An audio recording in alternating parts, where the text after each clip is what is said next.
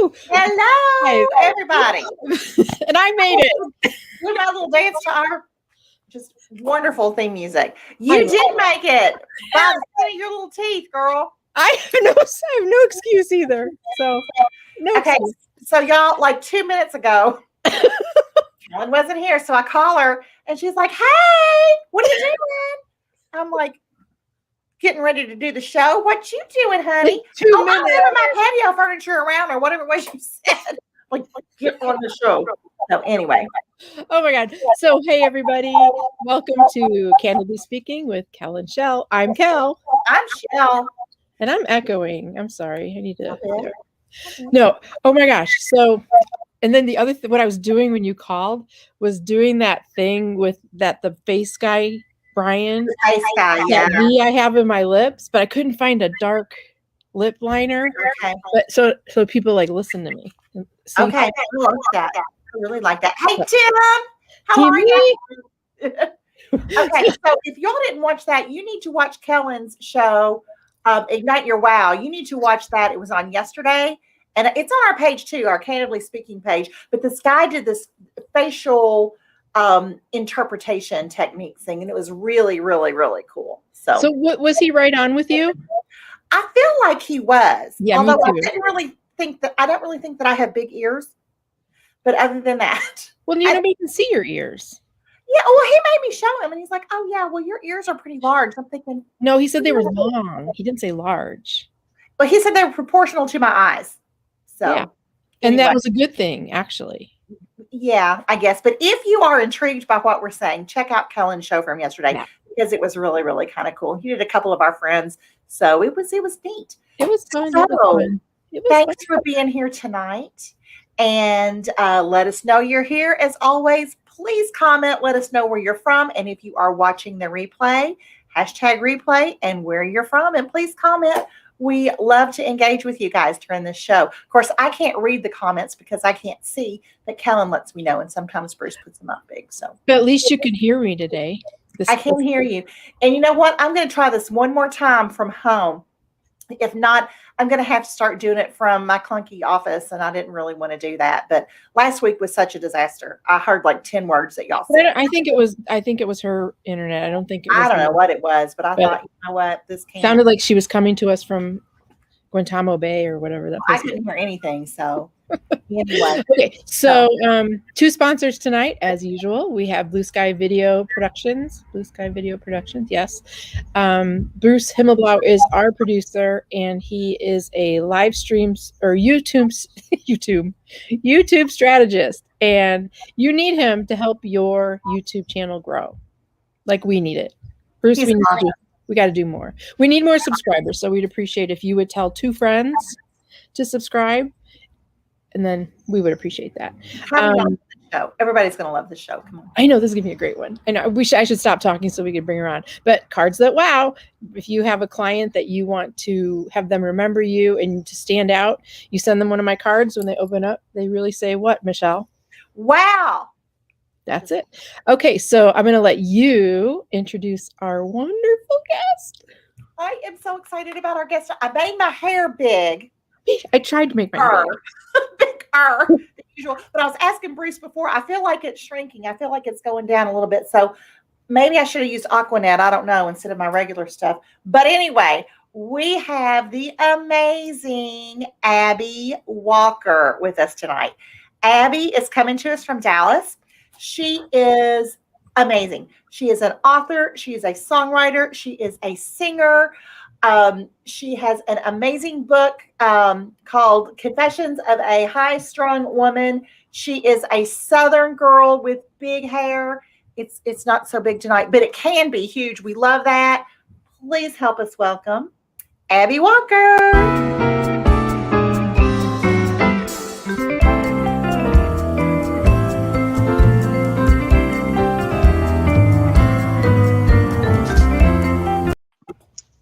Hi! Hey, girl, how are you? Look, I just have to start by saying I don't know that it's ever happened to me that I'm on a live stream with 2 women whose hair is bigger than mine, but y'all are killing it.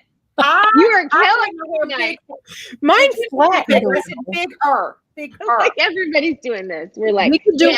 We can Yeah. be bigger. We're 80s girls. We are. We're 80s girls. This is before you were born. But it was funny because at the pre-show, it was just Bruce and I were on here, and I was like, Bruce, every 2 seconds, Bruce, is my hair getting smaller? And he was like, if you know Bruce, he was like, He's like this. He's like this. your hair's big. Your hair's big. Your you're hair's gonna be okay. okay. Okay. Was that in between you asking where I was? Pretty much. Pretty much. Yeah. I used to just get it right. My dad used to tell me if my head wasn't attached, I would never know where it is. But yeah, we do look like the hair sisters. That's kind of funny. We do. Totally. Yeah. I just got mine cut too. Look how long it is. See? She has to get her eyebrows. Oh shit. Wait, what? She has to get her eyebrows trimmed. I get haircuts for my eyebrows because they grow so fast. They literally give me a haircut. The rest of the world is drawing them on. That's what we're all doing. We're I wish I could sell some of it. And that's there you go.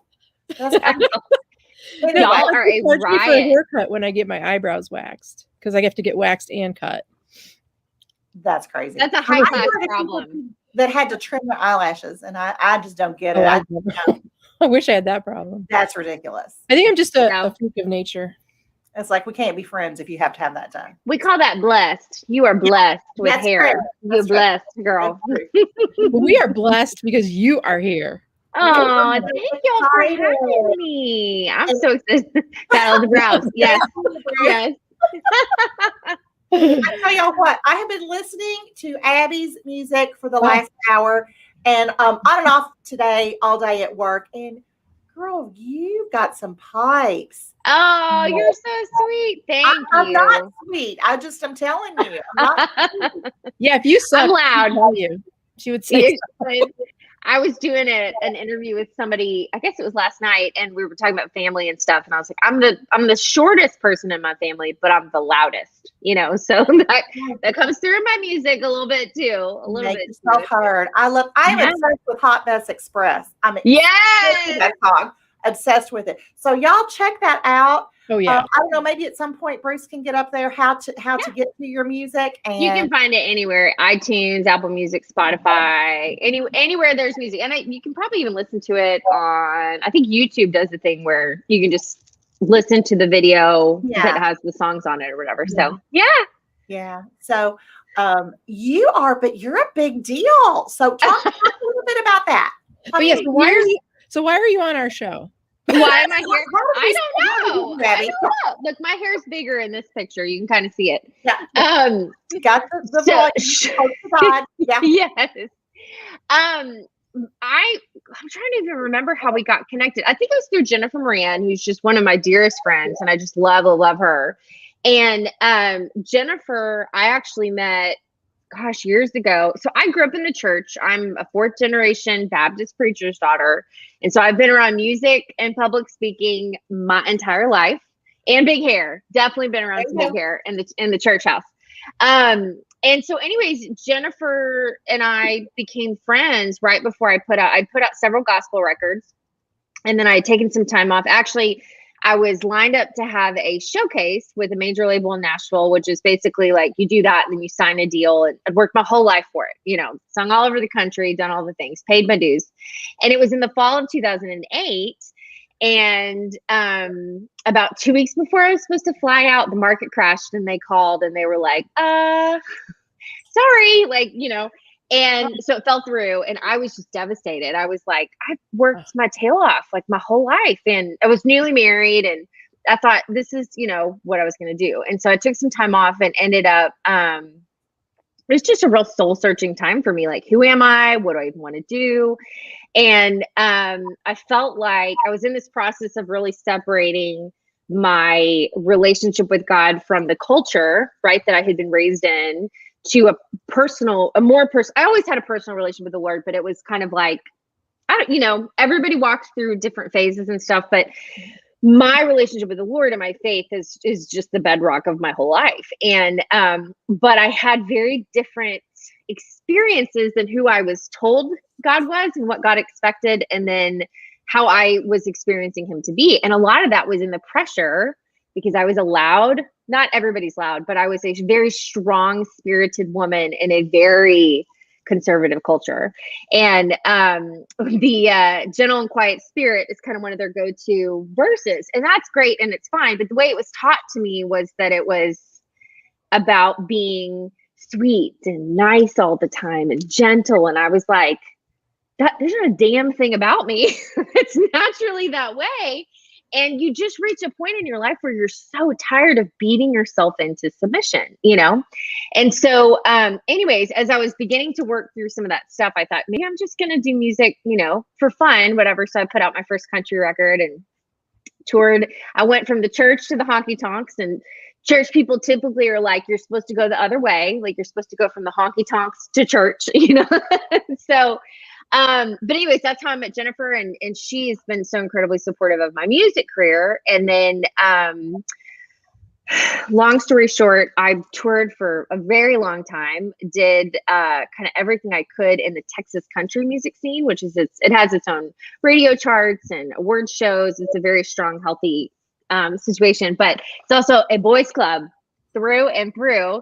And I just kind of crashed into the ceiling of that. And it was very clear, like I had done as much as, you know, they were going to let me do. And so in terms of like big stages and climbing, you know, keep going, doing the things. I'm like, I want to play the Houston rodeo like this guy, you know, and they're like, we don't do that, you know?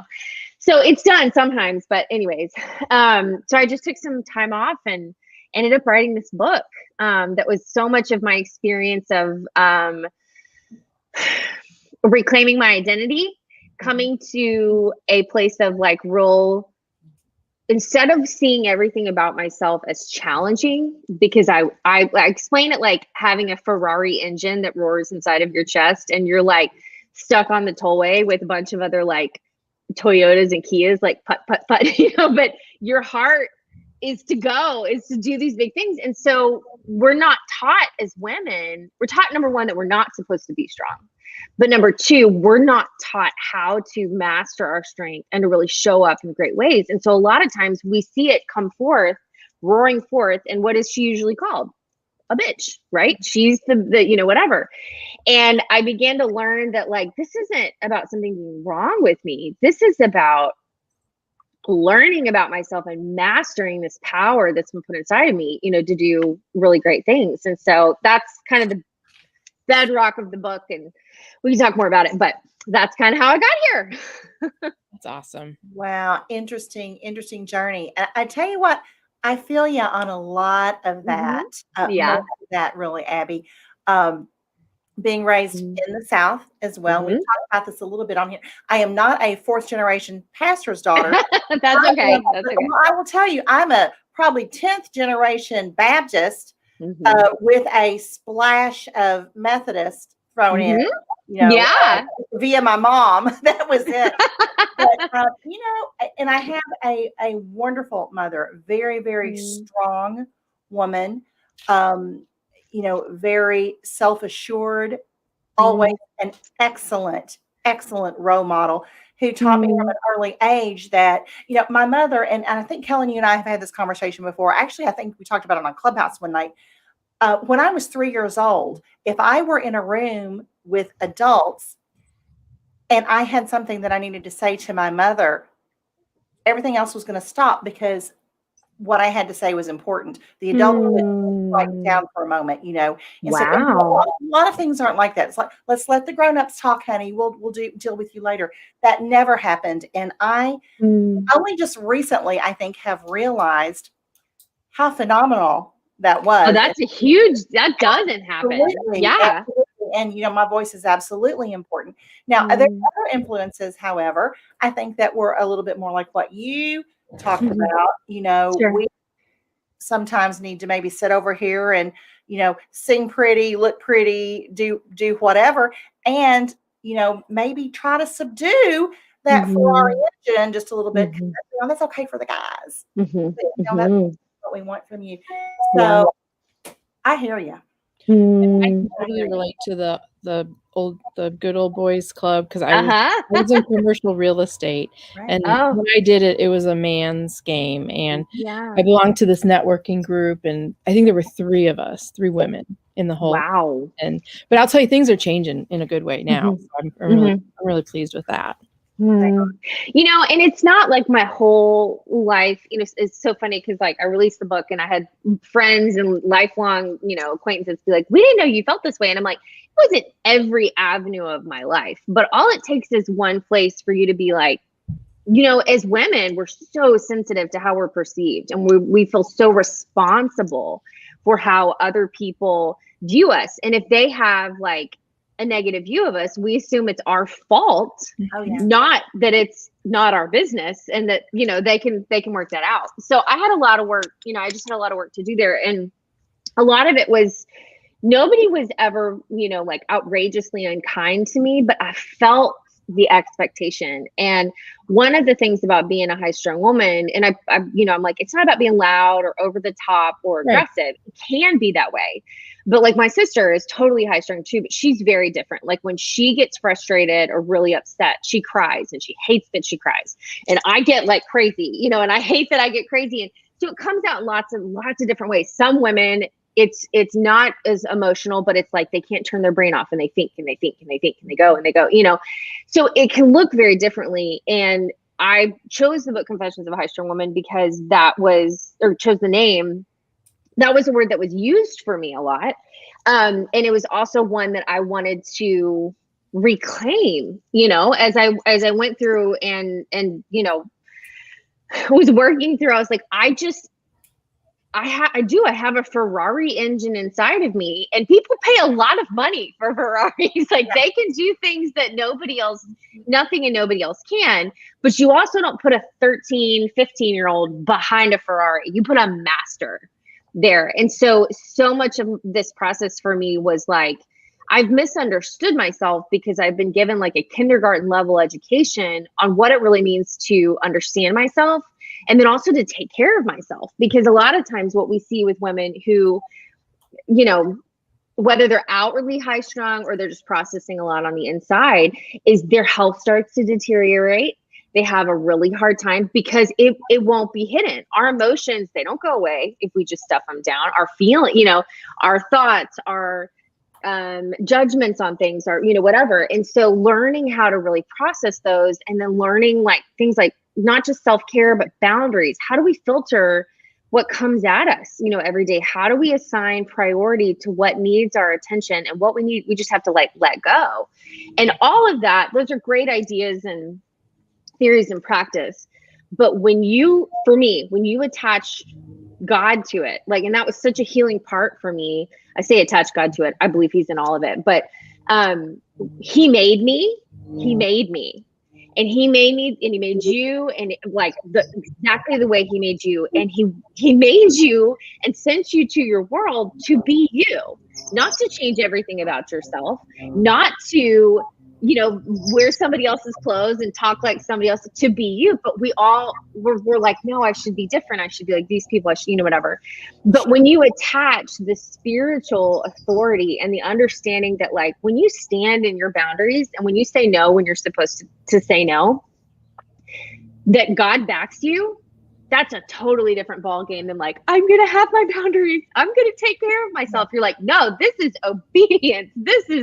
It's like, I get goosebumps talking about it, because like when you have the power of heaven behind what you're doing, especially as a woman, I mean, and it's why our enemy works so hard to keep us run down, just completely obsessed with everybody else's problems, responding, never taking care of ourselves, never leading our lives. And so anyways, clearly you see I'm a preacher's daughter. I got a little preach in me.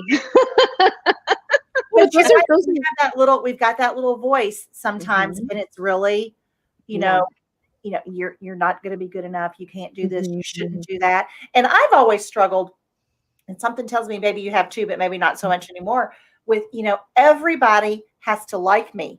I'm going to be if you don't like me. How could you possibly not like me? And I'm being, you know, I'm being serious. Yes. If I thought someone didn't like me, that was devastating to me. Absolutely. Yes.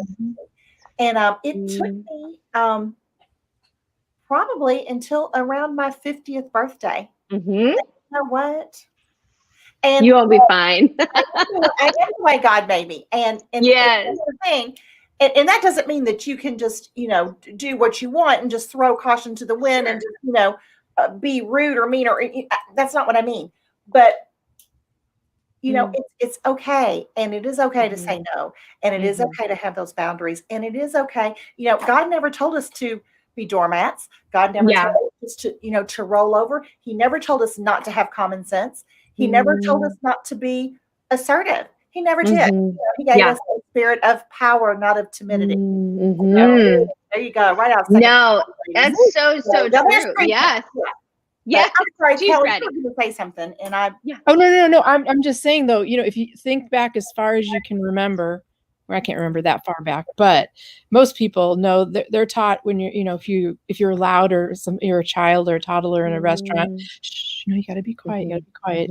See how quiet that is. You're, in the beginning, you're compared to something else, and then at school, you have to follow the rules and you have to do everything like everybody else.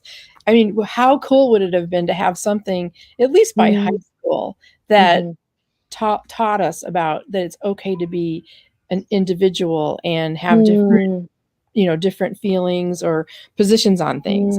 I think, I try to instill that in Emily now. I think she's gone overboard with it, but I think I'd rather her be overboard than not have it at all. Yeah. Well, and I think, a lot of what she's experiencing, like you're testing limits, you're figuring it out, and there is, it's not just, we'll see examples of women breaking out in strength, but they're isolated and they're hurtful sometimes, or they're whatever. And so much of learning how to be strong and kind, just because you're a big personality doesn't mean I just say whatever I want. And I don't, okay. Yeah, that's what I was trying to express. Yeah. Yes. No, you did a great job, but it's not, God did make you to be unkind to other people. He made you to be you, and you're responsible for what you say.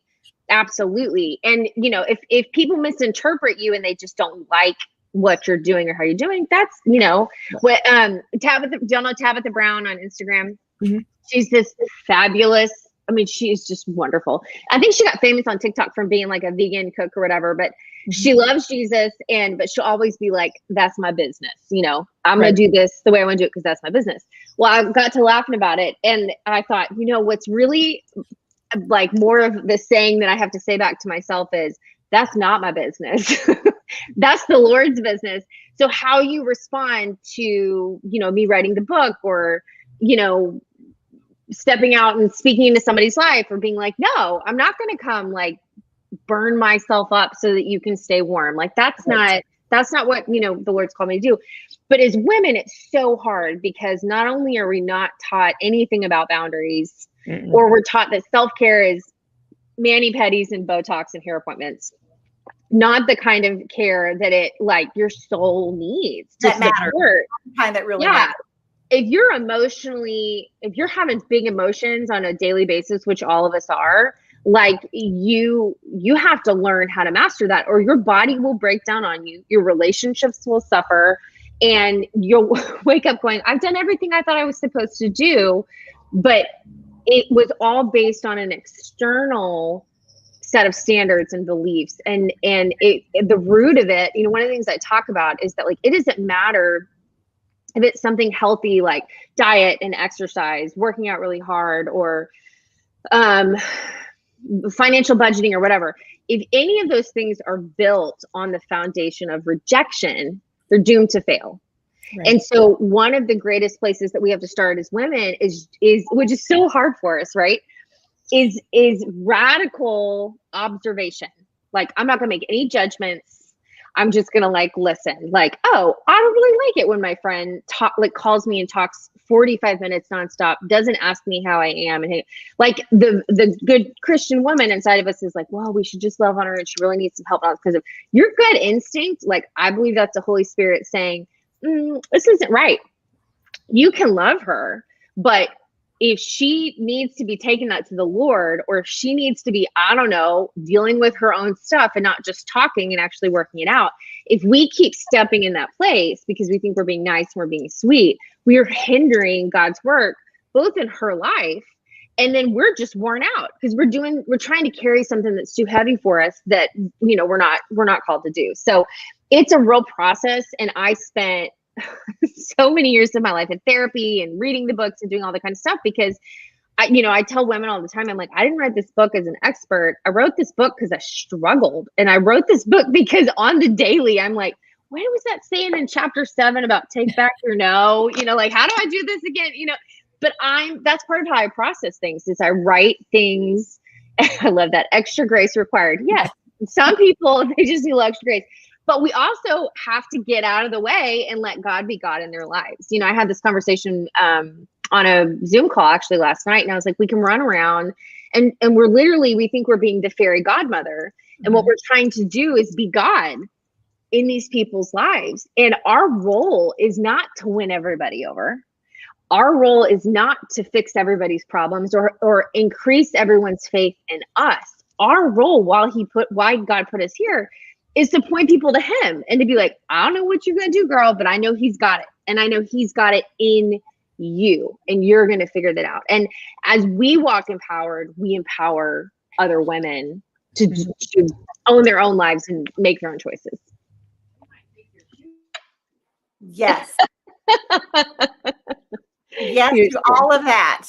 I am over here in the amen corner, girl. So yeah. Yeah. And, you know, it is so important that we, and I'm stating the obvious here, but that we raise our daughters this way, but also that we raise our sons this way. You know, this is what they need to expect from the women in their lives. And yeah, it's not just about the girls on that, but, you know. It's true. It's supporting. Right. It's, you know, I married an amazing man, and I dated a lot of guys before. He is so cute. Oh, you're so sweet. He is so cute. He would love to hear that. So I dated a lot of guys before him that had a lot of potential, but it didn't work out by the grace of God. And it's really great because you don't want to raise the person, you know, you're married to. And part of the reason that I knew like that it was right is that when I was talking to him about, you know, I have an intense personality. I have like, I'm very convicted about what is right and wrong, what's the right way to do things. That matters to me. Like everything kind of matters to me, and it can be exhausting, you know, to some people, but he didn't skip a beat. He was like, yeah, you know, and he's high strung, I would say, quote, in his own way. You know, he's a very strong man. He's brilliant. He's such a smart mind, but he too has really big emotions. You know, we're both like, we finally learned not to schedule our therapy on the same day because we both came home like just grumpy, like trying to figure out our stuff. And we're like, oh, okay, we can figure this out. But it wasn't, my dad is very strong and my mom is very strong. And so gratefully I had watched them navigate, you know, in a lot of ways, what I worked through in my 20s is what I watched my parents really fight through in their 40s and 50s, because we didn't have kids yet. And in the season that we got married, we still don't have kids. We want to soon, hopefully, but it was just the timing of the way that the Lord had it. So we were just face to face with our issues. And so we're like, well, they're not going anywhere. So here we go. Here we go. Oh. Okay. Kellen, I'm sorry. I feel like I have talked a lot. No. I'm just listening, and everything she's saying is, you know, the opposite of the way I was raised. And I didn't come from a very religious family. We were forced to go to church, but once high school, once I was confirmed, it was my choice whether to go. Yeah. And I swear for 20 years I searched for my church, and then I finally found it, and then I moved. But thank goodness I watch it online every Sunday, and I love it. So good. Always applies to something that's churning in my heart or a situation that's going on around me, and that just blows my mind. How do they know? How do they know? Everybody having the same problems as me, or Oh, there's our buddy Ken Walls. Hi, Ken. Woo! He's so sweet. I was on his show a couple weeks ago. He was so fun. He was like, well, what are we going to do with you, you loud, big-haired girl? We had a great time. It was wonderful, but it was, I was like, oh, I think I might have stressed him out. I'm just teasing, Ken. No, I'm just teasing. He's so great. He's such a pro. I mean, does it all the time. And, you know, I was like, don't mess up, you know, say your things, put your sentences together. When I get really tired, like anybody, right? You know, you kind of struggle through your sentences. And my little brother, who is so witty, I remember I was on the phone with him, or I was saying something and I was struggling to get my sentence together. And he was like, Ab, this is what you do now. You talk professionally. You might want to work this out. And I was like, nothing like a little brother to keep you honest. Yeah. Real honest. Yeah, no, I love the book. I love the message. I absolutely adore you. And I mean, it's so fun to just be wild with somebody, you know? Do you have friends that are just as wild, or do you have the gamut? Oh my gosh. So I have my very, very closest friends. My best friend is a girl named Allison Lyles, and she is, she's meat coated in kerosene on fire. Like, I mean, she's tall, she's blonder, she's louder. She is just, I don't know, like she intimidates me sometimes, you know? And then one of my very, very best friends from like middle school is way more quiet, mild mannered, in public. Like she's just very measured and, you know, whatever. And she can get wild, like, you know, we can have fun. But, you know, the thing that's so funny to me is that my connections very rarely, like my truest, deepest friendships have not come out of being the same. They have come out of like a deep appreciation for their authenticity, you know? And so like my best friends are not like, in the exact same season of life as me. Like they may have 2 babies at home. They may still be single. They may be, you know, and that wasn't something that I thought was normal, because I was like, well, you're all supposed to, like, you know, all your kids are in school together, or all your husbands work together, or, you know, and that just wasn't my experience, because for me, the connection, the depth of connection was so much more important than the optics, right? Mm-hmm. Like how this looks, or even the ease of the friendship. And especially now in COVID, like we've learned, like you work to connect with the people you want to connect with, and you can FaceTime them. You know, we do the Marco a lot, because, you know, none of my best friends live close. My sister's in Austin, which is 3 hours away. My Allison's in Austin too.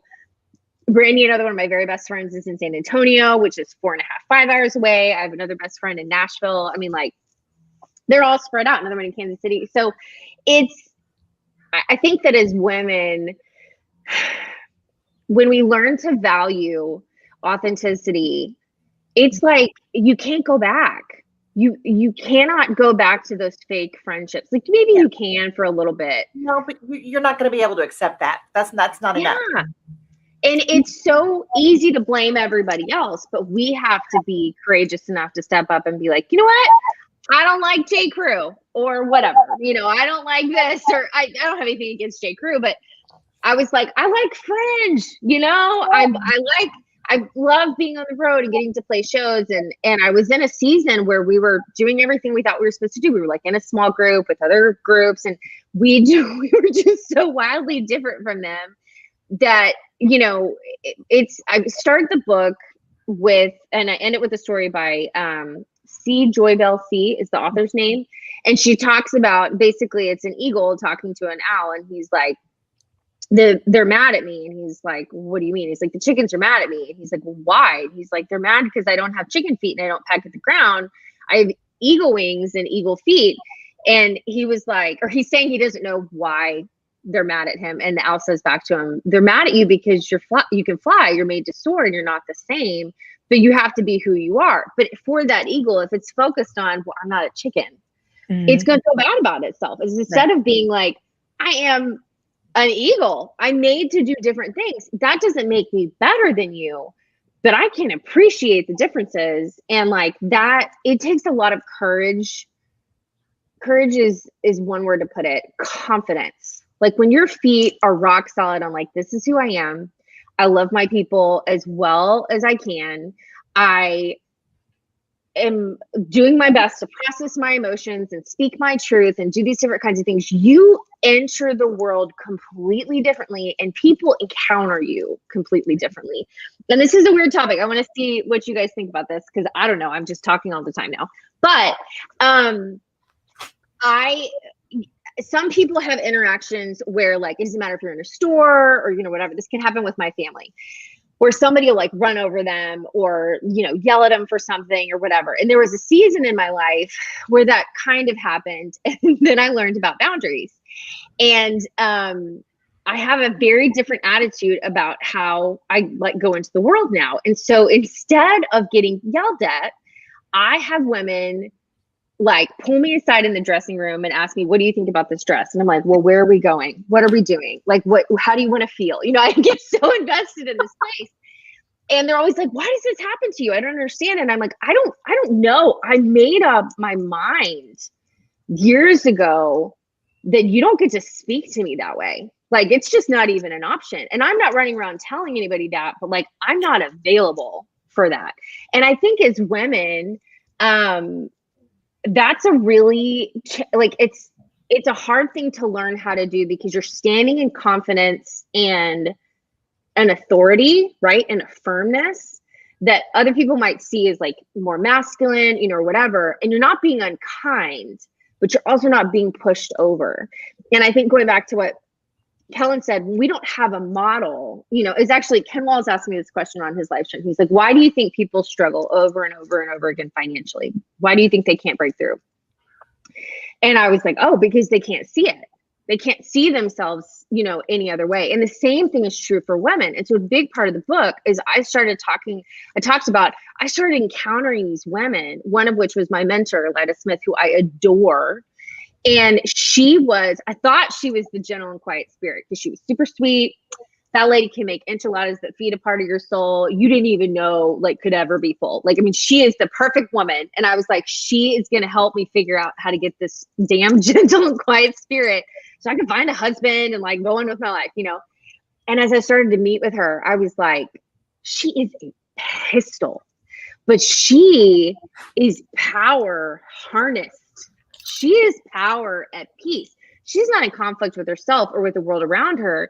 And as I began to see these other women doing it differently, my whole world opened up, which is why it's so important for what you guys are doing and what I'm trying to do, of just like, all we can do is share our truth. All we can do is show up as authentically and as honestly as we can right here, right now. And it's contagious. I mean, you think about how contagious the fear has been in this whole pandemic. I mean, it's like everybody's just so afraid. Fear is no more contagious than courage or authenticity or bravery, you know? And so we just have to make that choice to do that. And a lot of times it's not glamorous. It's not pretty. It's like, I'm just trying my best. You know, today, here we are. I'm just trying my best. But it is when you see another woman do it, when you see her be honest on social media, or when you see her, you know, share openly about her faults or like what she's learned or whatever, you're immediately like, there's more oxygen in the room. Like, there's more freedom. Maybe I can be that brave. Maybe I can do that. And it's not your responsibility, but it's what Gina DeVee, who I just love, she has a book called The Audacity to be Queen. And she calls it the double blessing.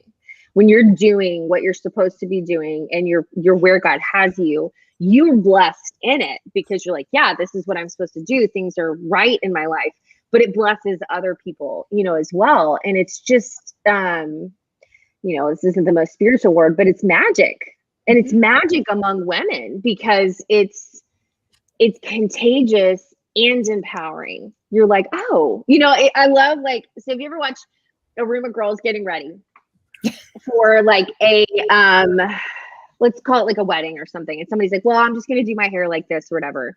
And then one girl's like, oh, I'm going to do my hair. And everybody's like, oh, well, maybe I'll try that. Oh, maybe I'll, and they come out, right, way sassier than they would have been on their own. That's the powerful effect of women, right? Is that we highlight that in each other. So I'm laughing because, you know, my husband, I'm sure somewhere is like, that's why you have so many shoes. Like, that's why, you know, Yep. I'm like, my girl had these shoes and she was walking in her glory. And I was like, I need those shoes too. Oh my gosh. But think about it. We've all been on this journey at one point or another. I went through it mainly through COVID. And the person that I am now, I want to engage with people and because what they get out of me now is way better than they would have got out of me 4 or 5 years ago. Yeah. And that's to what you're speaking of. It's like we need to let our differences, our independence and make it shine because it enhances somebody else who meets you. And the courage, right, is in the messy places. It's easy to show up when you're like, I wrote a book. I figured all the things out. Yeah. No, it's the hardest places to show up. And so often with my girls, like we laugh, all the time. I'm just like, and when I say girls, I mean like my people who I'm like, I can send them a Marco and I'm like, I look like a troll that lives under a bridge right now, but like, I need you to hear me out. Like this. Michelle, have you seen me at my best? I've seen you in your robe. Oh my goodness. Yes. Like, I wish I could see years in a row. Yeah. Yes, totally. But that's what our life is made up of, right? It is those vulnerable moments and the courage to stand. I had this conversation last night and it's just like been in my spirit all day long. But the more authentic we are in our relationship with God. So I grew up around a lot of, like in the South, right? There is a way of doing things. You don't feed people on Dixie plates if they come over. Like maybe if you've got a lot going on right now. Yes. Like you pull, like there's decor and there's I don't know, there's just an elevated lifestyle to it. And it comes from a heart of like hosting and welcoming in and like, you are so special to us and all that's great. But a lot of that can also be wrapped in, well, you had people over and you fed them on Dixie plates. Like that's what you hear in your head. That's some of what can force us. So in the church house, you're supposed to get it right with the Lord. You're not supposed to mess it up. You're not supposed to, all these kinds of things. Well, the problem with that is that we develop a Jennifer Moran. I just love her so much. What we do then is we translate that to our relationship with God and we start playing pretend. This is who I am. This is Lord. This is what I need you to do. This is as opposed to he is the God of me in my bathrobe on Tuesday morning when I'm like, I've gotten sucker punched again. I don't think I can get up. Like, what am I even doing? That is when he chose us, not here in the lights and the makeup and because I sure didn't look like this 2 hours ago. Y'all don't even know. It was so bad. But the more authentic we are in our relationship with God, the bolder we are to be authentic in our lives and with other people. Because like when you know that like you're at peace with God and that he's got your back, people are just people. And I don't mean that like bad, but I mean, you're not this big scary person that I feel like I have to win over. And it's so funny when you said earlier about like, I feel like everybody has to like me. I feel like everybody has to like me. I remember when I had this realization when I was like, when I get to heaven, God's not going to look at me and be like, did you win them all over, Abbi? Did you win them all over? And I was like, oh my gosh, like, what is he going to ask me? And then I was like, oh no, he's going to be like, were you really you? Were you true to who I called you to be? Did you do the things that I put in your heart to do in your own way? Or were you worried about trying to win and I was like, oh my gosh, it gave me this totally different sense of confidence to be like, you know what? We're all going to be all right. Like you misinterpret me. You don't like what I'm doing. You're going to be fine. And if you're really that worried about it, you can take it to the Lord. I'll take it to him too. We're going to be okay. Like it doesn't have to be this, well, I just don't have to worry about what anybody thinks. And, you're just, it doesn't have to be that. You can release them in joy and love. And so many times we bump up against people who don't get us. And I, have had that at really significant points in my life when I was trying to do big things from people that I loved very dearly that were like, you're trying to raise how much money for a record? You're trying to do what? And it just took me out. And the Lord was like, Ab, it's not their dream. Right. It's your dream. They can't see it. They don't know. Y'all got like all people talking over here. Let's say hi to some of them. We've got the beautiful Pamela Aubrey's here. Thanks for being here. And Jennifer, first Jennifer. Yeah, Jennifer, how many weeks ago? Oh, you did? No, we had her. It's been a minute. It's been a minute. Yeah, she was so fun. She just started a coaching business. I saw that on Facebook. Yes. Finally, we're all like, Jennifer, you've been coaching us all. All of us, you've been coaching us for years. Yes. Now you should just get paid for it, girl. That's right. Go. And Ken Walls, thank you for being here. I'm so excited. Absolutely. And then Charles, I think he's one of our biggest fans. I really do. Everybody needs one. Him and Randy, but I think Randy's at the beach with his Randy's at the beach. He's not worried about us tonight, but I bet he'll watch the replay. So. Yes, he will. He will. The beach sounds great. Okay, I have a question. Do you think that the pandemic has weeded out the not so true friends and created stronger bonds with the friends that you are like with right now? You know, I think that's a great question. And because I was already distanced from my friends, didn't feel like a lot of that really changed for me personally. I think that we got better at like reaching out to family. We had lived close to them. So the full part of our story that you should know is that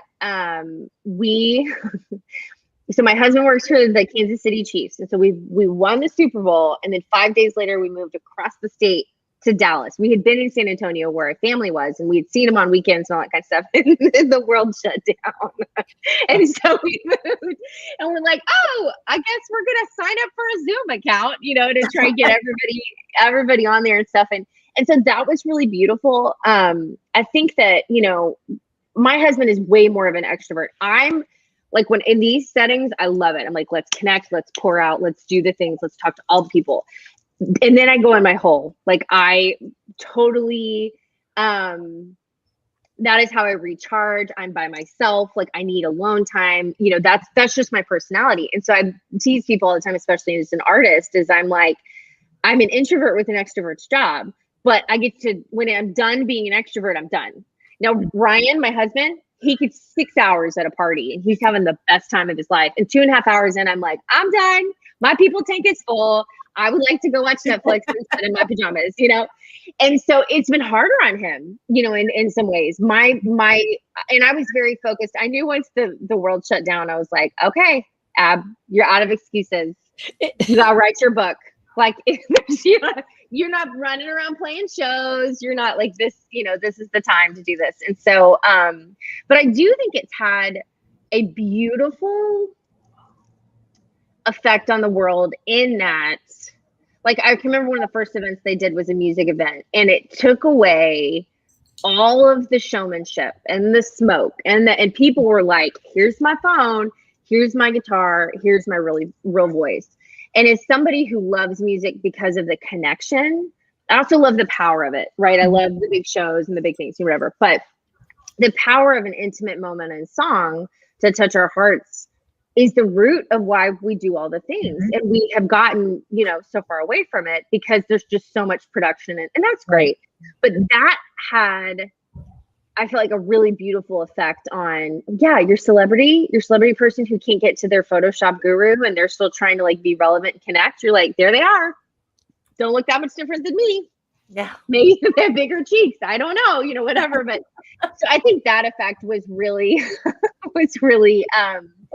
beautiful. But it also really, anytime we're refined, which I feel like that's so much of what this year is, there's pain in it too, because it feels like loss and it hurts when you're holding on. When you're like, oh, I'm supposed to let go, it can be kind of easier. But I think that's a great question. There's so much that's changed, I think I can remember my dad was telling me he had a conversation with somebody and he offhand said, man, we just want things to get back to normal. And the person said, well, it won't.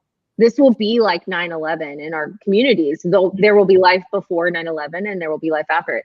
So I don't know all what that looks like, but I also know that I have a choice in what that looks like for my life. And one of the things that I've, really learned is that there's never a perfect time. You launch a book in a pandemic and you're like, well, Lord, here we go. You knew what this was going to look like. But to continue to keep waiting to live or to do something big is miserable. And it's like, being sorry, emotionally, creatively constipated, and it causes problems. You Well, know, it's like you when need you say, when I lose 30 pounds, I'm going to start having fun and living. Right. Or when I get my master's degree, I'm going to be, Yes. I've stopped living like that. That's for sure. Absolutely. Oh, I did the same thing. I mean, so many of us are like, oh, I got to lose the COVID weight before I go do this, or I got to, whatever. And it's because we're told that in order to show up, we need to look a certain way. Right. And yet the courage is to show up exactly where you are, and I think, it's one of the things that I talk a lot about, and I think it's chapter 7, and it's called Abandon the War with Yourself.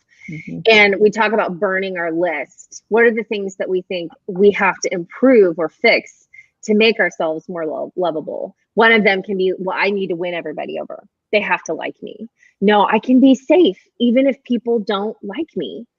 Hell, why don't we focus on me liking me instead of, that's key right there. That is key. And that's what I'm trying so hard to instill in my daughter. It doesn't matter what people think about you. It's what you think about you. And, the whole, you can't love anybody else until you love yourself first. And it's just, that's a tough one for a teenager, though. I'll tell you that. It is, especially because the world that they're in now. I mean, girls, I think maybe a little bit more for girls. Oh, absolutely. Boys aren't like, I need my lips to be bigger. They're like, does my top lip look small? Right. And like Michelle, is my hair big enough? Don't touch your hair. Down, y'all. I see it just diminishing. No, it's doing great. I have to say this. Jennifer, she was like, and don't touch your hair. The first time Jennifer and I actually met, she just had like beautiful extensions put in. And she came up to me. I didn't know her, and she was like touching my hair. And that's one of my things. I'm like, you could slap me in the face, but you're not going to touch my hair. She didn't know that about me. Yeah. And I was like, so we laughed about it later because I was like, you petted my hair. Like, one time a guy did that to me in a bar, and I was like, you better step back, sir. Like, this is not. That look you gave was scared him away, didn't it? Yes. I was like, listen.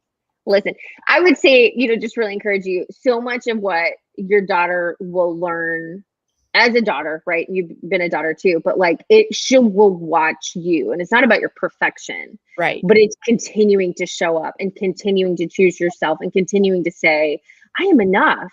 I am worthy. And I think one of the things that's so important for girls to see is she is the only person still alive who petted my hair. The only person. That guy in the bar, he almost died. He almost died. But we see women and they're like, oh, I'm so great with myself. But they look like J-Lo. Right. Okay. Yeah. It's real hard for you to accept yourself. Yeah. You tell me that statement at 2 in the morning. Yes. But she'll see it from you. And that's an example we so need to see. It's one of the things that's really, really on my heart is like, Lord, I want to age well, right? I want to age well, and I want to not be at war with my body, and I don't want to fight aging like I want to, because I'm 38, like it's different. Your late 30s, you hit this wonderful place of like you're straight out of F's, as we call them. And we're like, oh, I just don't care enough anymore. I'm so sorry. You're so upset about that. It's a really great liberating thing. But then at the same time, you're also like, everything's changing. This is really different. So you're doing a great job. That confidence that you're talking about that kind of comes, and I have a feeling you already know this, Abbi, but that just it continues. That just continues, I think, to blossom and strengthen and grow. And we've talked before. I personally wouldn't take anything to go back to where I was. Oh, I mean, I used to rock a bikini. Well, that sailed and crashed and sunk and burned. But I wouldn't trade it for who I am now for anything. And I can see that. That's just fluff. That's not right. Right. The substance of who you are as a woman. And that's what matters. That is what changes the world like that. And it is why, like, because even in music, right? When, I didn't really get serious about music and touring, especially in the country music scene, until I was in like, I don't know, it's probably 32, maybe 33. which you're like, oh, you're a baby. But in the music world, you're 16. You're Ariana Grande. You're singing in a bikini. And I'm like, ooh, girl, that's not going to happen. But, and I struggled with that a lot of like the gatekeepers. You won't even hear what I say. You won't give me the microphone if I don't look, this way. And then as a woman in your late 30s and beyond, you're like, I'll just build my own damn stage. Like, I don't need your stage. This is what we're going to do. Jennifer is saying you have more to offer Jesus than your rocket bod. I did say that to her, but what I meant is, it sounds so bad. No, Jennifer she can do anything. And she set her mind to these bodybuilding, I say bodybuilding, but like fitness competitions. And she won it. I know. It's amazing. So much time. And she was 50, and I was just like, I'll go back and watch that show if you missed it. Yeah, because it was a hot second ago, is what I saw. But it was probably January. Probably January. Yeah. I adore her. But I was like, hey, just so you know, like, you're gorgeous and you're stunning. Like, you've proved it. You got a lot more to offer this world than just like that. You can compete with, the 20-year-olds. That's my heart was out of like, Jennifer, you have a wealth of these, she has such wisdom and she just knows things and she speaks with such truth and, all those kinds of things. And so anyways, that's what I meant by you have more to offer the world than just your rocking body. You want to rock your body, you rock your body, girl. We will cheer you on with the donut in my hand as you walk in your bikini. This is where we are. Even that is like, oh, this is so true. Remember when that agent said you shouldn't acknowledge that Ryan was your husband on stage because you're ruining the guys in the audience fantasy. So Ryan's my husband. He plays with me in the band. But that was the kind of advice I was getting. You need to be this person. You need to be this. And I was like, so I'm also a songwriter. Anything you hear, with the exception of a hymn, on the records I wrote because I want to sing my truth. I want to sing things that I feel like are believable. And I went through a season as a like pitch songwriter. And so we'd be trying to like write for Britney Spears or whatever, hoping that maybe she'd hear it or whatever. And I couldn't get in the vocal booth and realistically sing it because I'm like, I would never say these words. Like, I wouldn't even say them. It just wasn't my personality. But that goes back to authenticity. The people and the artists that you really, really love comes out of that, authentic place. So I don't even know. How long do y'all normally go? Are we past our time? 6 hours. Oh. We got I'm gonna need a snack. Actually, I tell you what, we probably. I know I have like 15 Is there anything else? but I'll just ask you later. Is there anything else that you would really want to talk about? Anything else, Abbi, that you were hoping that we would ask that you want to share with our audience? Because you've got another question or two for you. Yeah. Yes. No, and I would love those questions. I think the biggest thing for me is just like, if you feel like any part of what you've heard tonight it would be a fit for any other place that my heart is to get to love on and champion as many women as I can. And so like I did a Zoom call last night with Plexus team, it's just any place that they'll let me talk. I'm like, yes, I would love that. And then the book, you can get Confessions of a High Strung Woman. That's my face. I was real worried about the title because I thought it sounded like a Real Housewives tell-all, and I was like, no, this is fun. This book and this process for me has been 100% about freedom and celebration. And I had to learn it.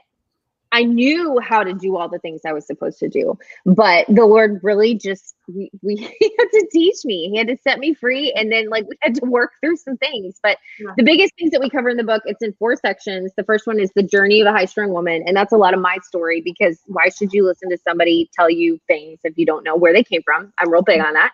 And I kind of talk about my story. And then we talk about self-care and not shallow things, like what are the deep, meaningful things that you need to learn to identify that you need, and then how to put those practices into place. And then boundaries, which is when I get real hopped up on, because I love it, because it will change your life as a woman, especially as a woman who loves a lot of people, who loves a lot of things, is multi-passionate. It's essential to your life. it will change your health. It will change your relationships. It will, I mean, it's freedom. I don't even know. You gotta read the book. Okay. And then emotions.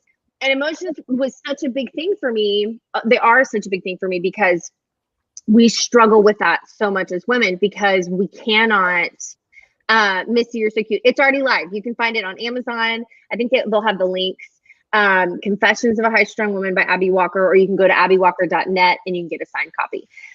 Okay. Emotions are so overwhelming to women, and they're overwhelming to men too, but they're not as much on the surface as they are with us as women. No matter how we try to push them down, they can overwhelm us because they are so strong.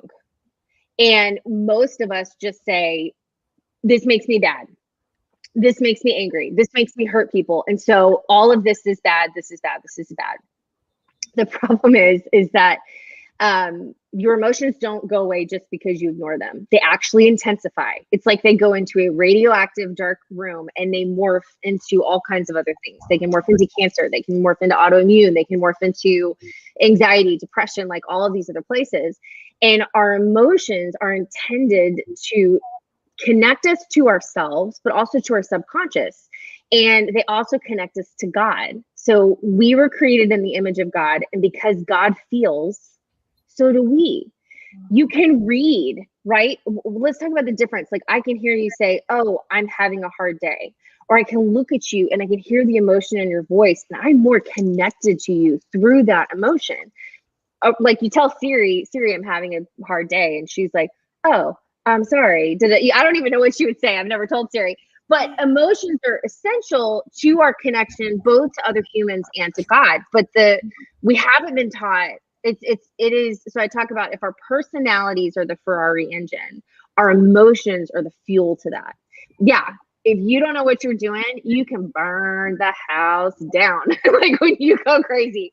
But if you learn how to listen to them, they are messengers to tell us, hey, you didn't like that. That didn't feel okay to you. That felt like that person was crossing a boundary. That's why you're feeling angry. You're not feeling angry because you're a bad person, but it takes more work, right? Mm-hmm. But it's the work of our lives, and it's so important. And when we learn to harness, especially these big emotions, we are able to do things. They are energy. Like, that's one of the ways that I've heard them described as emotion. Like, I was just like, this is so smart to me.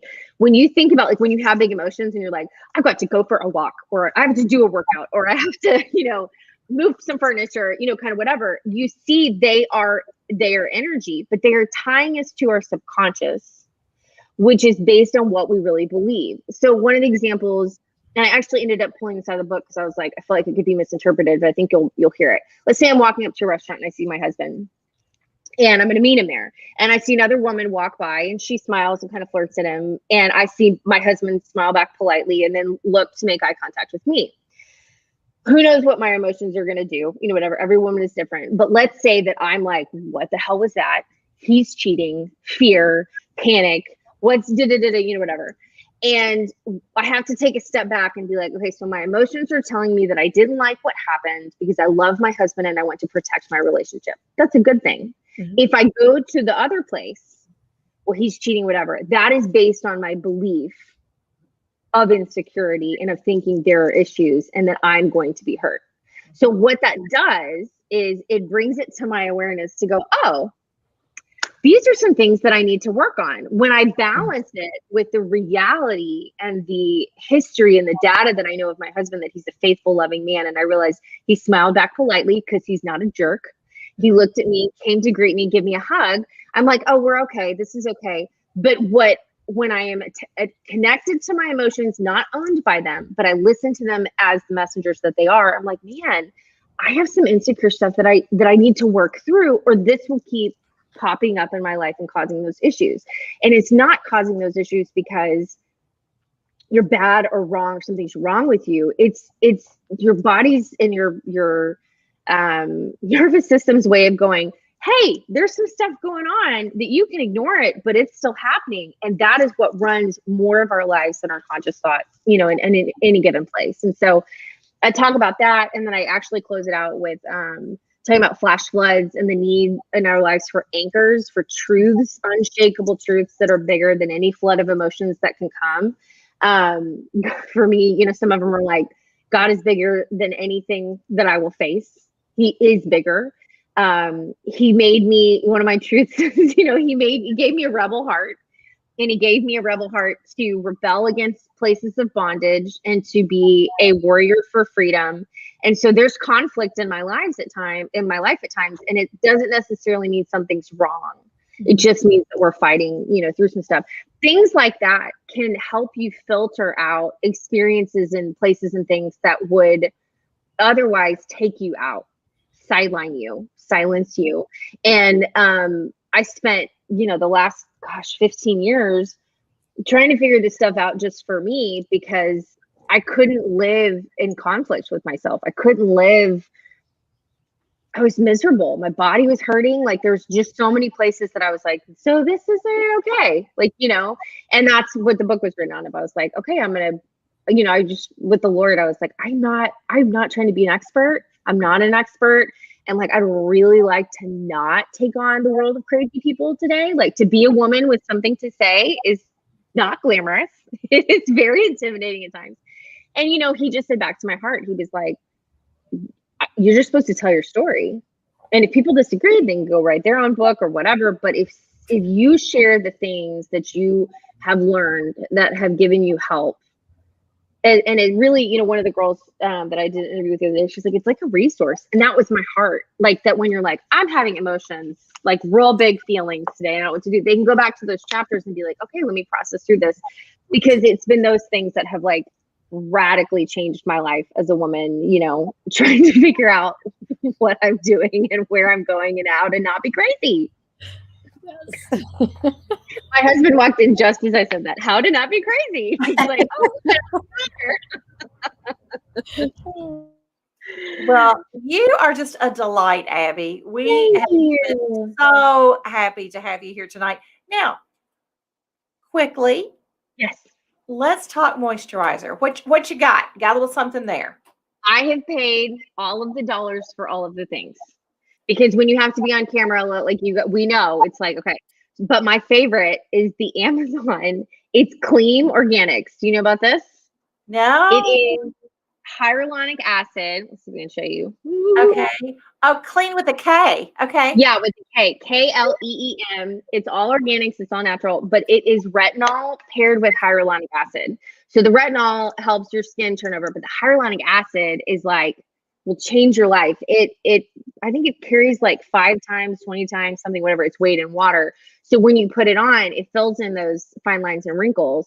And the other thing I was going to tell you about is that the IT Cosmetics CC cream, it has the hyaluronic acid in it too. And so when you put it on, instead of it filling in your fine lines and wrinkles, instead of highlighting them, it smooths over them. And so it looks amazing. So that's my spiel. Well, I need to get a big old vat of that, because I tell you, my fine lines. Yeah, girl. No, I don't have any fine lines. I've got these ruts on my face. Bruce, why are you doing that, Bruce? Really? That is not necessary. Shrink me back down. Thank you, honey. Oh, yeah, that's so funny. So, okay. And eyeliner, pencil or liquid? Liquid. Oh, I knew that. I didn't even have to ask. It's just a tradition. Yeah. I was like, yeah, no, that's not pencil. But it took me a long time to figure out how to do it. I mean, a long There's time. a learning curve, isn't there? There's Mom and I were talking about that the other day. There is a learning curve.